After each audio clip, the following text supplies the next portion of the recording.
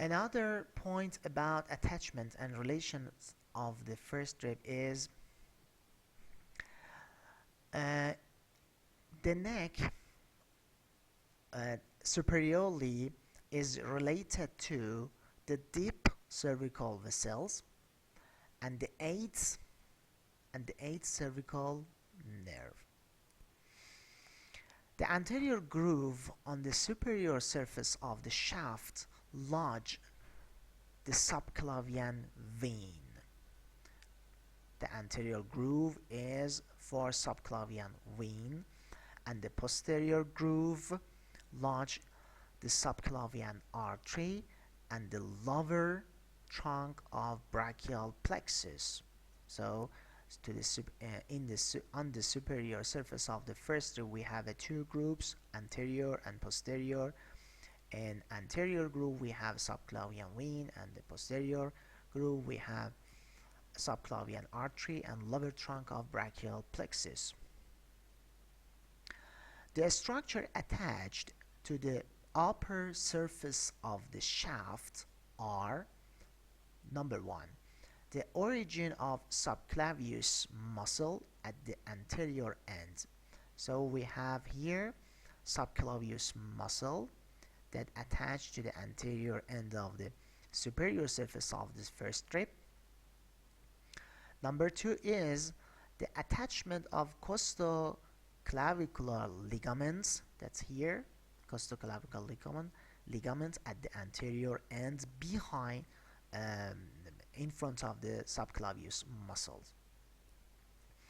The number 3 is the insertion of scalenus anterior on the scalene tubercle, scalenus anterior muscle that's attached to the scalenus tubercle.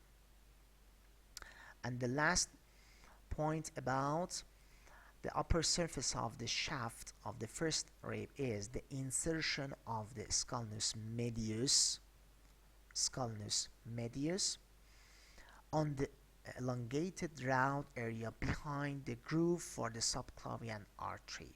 So here you can see the insertion site of scalenus medius muscles behind the groove for subclavian artery. The lower surface of the shaft of first rib is covered by costal pleura and is related near its outer border to the small first intercostal nerve, which is very small. The outer border, how about outer border? The outer border of first rib's attachment and relation are the external intercostal muscles and this upper part of first digitation of the serratus anterior. You can see here first digitation of the serratus anterior just behind the groove for the subclavian artery. The thick portion of the outer border is covered by the scalenus posterior muscle that passed through here. The inner border gives attachment to the suprapleural membrane, as I said before in the lesson 1. And the tubercle here gives attachment to the lateral costotransversus ligament. That's all about first rib as a atypical ribs in the thoracic cage. How about second rib? Second rib is another atypical rib like first rib, 11 and 12 ribs.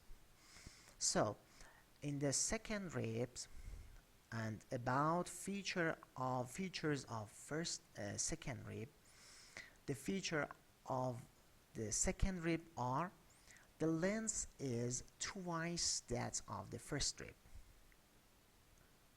The length is twice that of the first rib, and The shaft is sharply curved like that of the first rib.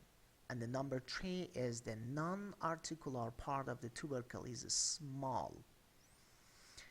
And the angle is slight and is situated close to the tubercle. So instead of the first rib, we have a tubercle separated from the angle, but they are close to each other. And the number 5 of the feature of the second rib is the shaft has no twist.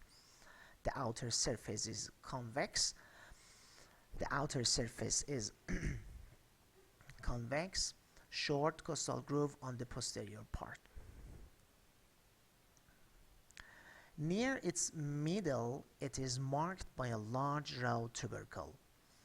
This tubercle here, costal tubercle of the first rib, you can see here the second rib.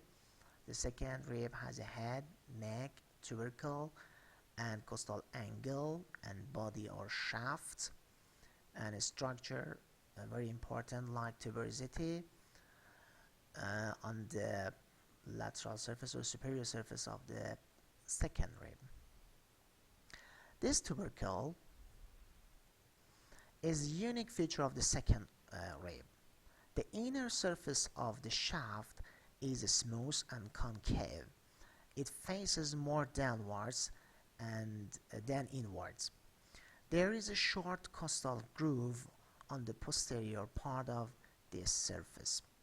The posterior part of the upper border has distinct outer and inner lips for attachment of intercostal muscles. The part of the outer lip just in front of the angle is round. Here is it. It's the outer lips just in front of the angle. How about attachments of second rib? There are two attachments to the second rib. Number 1 is the round tubercle on the outer surface. Round tubercle on the outer surface gives origin to 1.5 digitation of serratus anterior. And second attachments is the round part of the superior border receives the insertion of scalenus posterior muscles. That was all about second rib as a atypical rib. Another atypical rib is 10th rib. 10th rib closely resembles a typical rib but is shorter and has only a single facet on the head instead of typical rib that has 2 facets for the body of the 10th thoracic vertebrae. And about 11th and 12th ribs. 11th and 12th ribs are short. Here you can see the medial side and lateral side of the 12 ribs. 12 ribs. 11 and 12 ribs are short. They have pointed ends. The neck and tubercle are absent. That's very important. The 11 and 12 ribs, as you can see here, doesn't has neck and tubercle. The angle and costal groove are poorly marked in the 11th ribs and are absent in the 12 ribs. As I said before, here is a medial side and lateral side of the 12th rib, and there is no costal groove here. There is no neck, there is no tubercle, and there is no angle on the lateral side of the 12th rib.